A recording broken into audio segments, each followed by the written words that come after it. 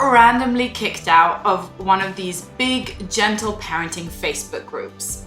I was kicked out because I had posted a question about pacifier use, and that was apparently against this particular gentle parenting approach's guidelines. I won't say the name of the group, but I'm sure many of you have had similar experiences. When I was kicked out of this group, I felt so hurt. I mean, at the time, I was in a really sensitive place. I had just moved country with 2 young children. I was trying to figure out how to help my youngest with his pacifier addiction, and I was turning to the only place I knew to find support of what I thought was like-minded parents. I've had a few similar experiences along the way that have really shaped my own approach to parenting today. For example, a couple years after that, my 2 older kids were going to a preschool, but I was really starting to think about homeschooling. My heart was being tugged in that direction. And so I was trying to find local homeschool groups that I could meet up with, find other parents, and learn from them, ask them my questions, and see if this was a right fit for my family. So I joined one of these groups and asked if I could come to one of the meetups. And when she heard that my children were currently in a preschool and we weren't full-fledged homeschoolers just yet, she banned me from the group with some pretty hostile language, I'll add. Again, I just felt like such an outsider, such an outcast. Like nothing I did was 100% right for that particular group, you know? Like I wasn't fully attachment parenting, and I wasn't fully Rye, and I wasn't fully homeschooler, and I wasn't fully anything. I didn't fit in anywhere. Can you relate to that? I've had so many parents tell me in whispers about the things that they don't want other people to know, like the fact that they vaccinate or don't vaccinate, circumcise or don't circumcise, bed share, co-sleep, or sleep train, or both. I've had parents tell me in hushed whispers that they had to Ferberize their baby because they were actually scared of developing sleep psychosis and worried about the damage they would do to their baby if they didn't let their baby cry. And the shame and guilt around these stories is unparalleled. So many incredible, interesting parenting philosophies have been developed, and I love to learn from them. But whenever I go too far down a rabbit hole and feel like I am this label or that label, I inevitably come up against a place where no, I'm not, or it doesn't fit 100%, or it doesn't work for my child or for me. And then we can end up feeling like such failures because we measure ourselves against the checklist of what this particular philosophy demands. Like we're not Waldorf enough, or Montessori enough, or unschooling enough, or attachment enough, because we couldn't or didn't want to keep up with one of those teachings. So let's just set the record straight for a minute. There is no one right way to raise a child. As Magda Gerber herself said, there is only one rule in parenting. It depends. As you already know, every child, every family, every circumstance, culture, home is unique. You are unique. Your child is unique.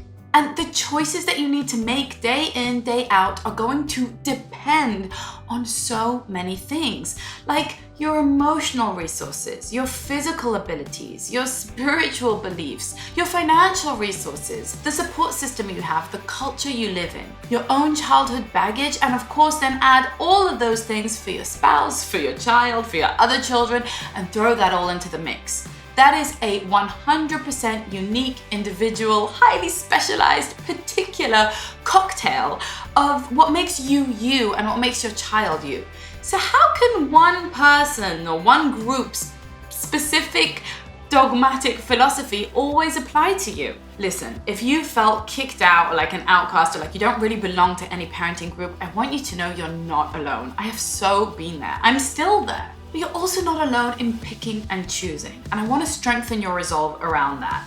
Despite what many people think, picking and choosing from a philosophy is a very good idea. Picking and choosing means that you learn all about this philosophy and then you use your critical thinking brain, you apply your own intuition, your own gut feeling, your own common sense, and you choose what works for you right now. We don't want to be sheep just following a herd and just swallowing a philosophy whole hog when maybe it's outdated in some ways, or maybe it didn't know about some other philosophy, or maybe it just doesn't jive with our religion or with our lifestyle or with our budget. I want you to embolden your own parenting voice.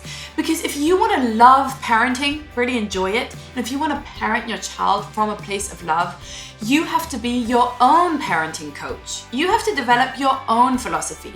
You can listen to all the podcasts and books and YouTube videos and read all the blogs and do all the courses. At the end of the day, it's absolutely fine to throw at least half of that in the trash and say, it's great for someone else, but it's not right for me.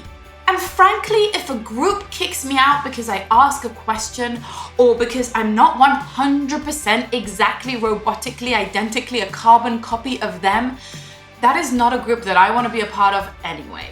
Even if it seems so gentle and so respectful and so attachment-based, to me, if they aren't gentle, respectful, and attachment-based to their fellow parents, that means nothing. How we treat each other in this parenting journey, and just in human life in general, is just as important and meaningful and valuable and says just as much about our philosophy as how we treat our children.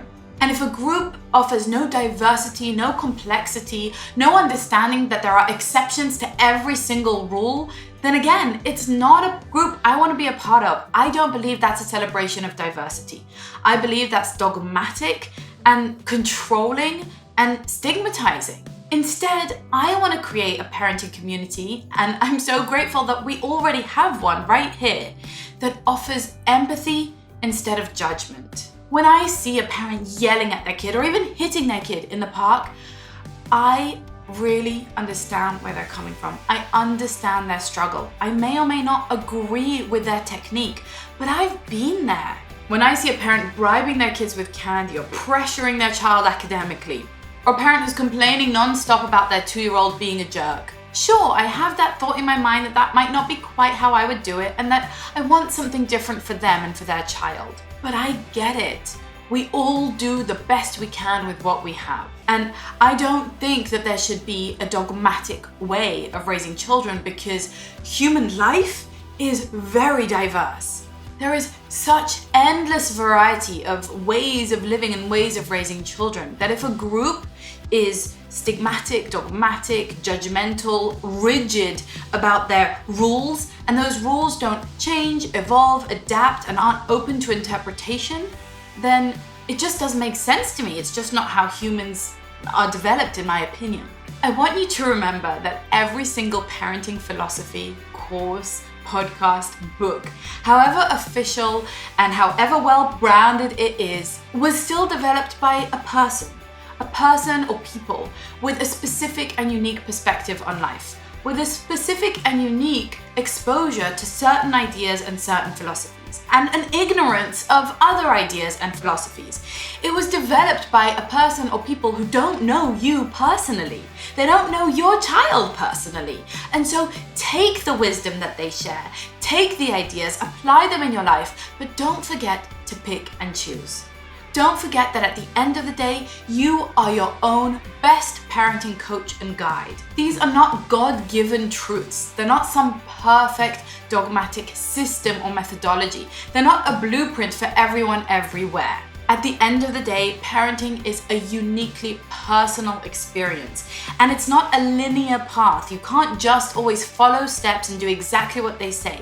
Sometimes breastfeeding through the night works great for one child and terribly for another. Sometimes baby wearing connects and bonds one mother-child pair and builds resentment and backache for another. Sometimes unschooling brings out the best in one family and the worst in another. Sometimes Montessori education is available to one family and completely out of reach for another. We have to honor and respect our unique and individual paths and enjoy what we can learn, take, pick and choose from the various styles out there. That's why everything that I teach, all of my courses and memberships and podcasts, etc., do not rely on dogma. They're not a one-size-fits-all because it wouldn't be within my integrity to say this works for everyone. Nothing works for everyone all the time. There's no such absolute truth. Instead, let's build a community that focuses on what connects us, on what we have in common. We all want the best for our children, and we're all doing the best we have with what we've got. So when a parent reaches out because they want to be part of our group and they don't quite fit in, let's welcome them in with warm arms and rely on the fact that we'll organically self-select to be with people who are like-minded. But generally speaking, let's open those doors of conversation. Let's cross-reference and intersect different philosophies of parenting and actually create the best of all worlds for our unique situation with our child. I'm Avital, founder of the Parenting Junkie. Thanks so much for watching. Namaste.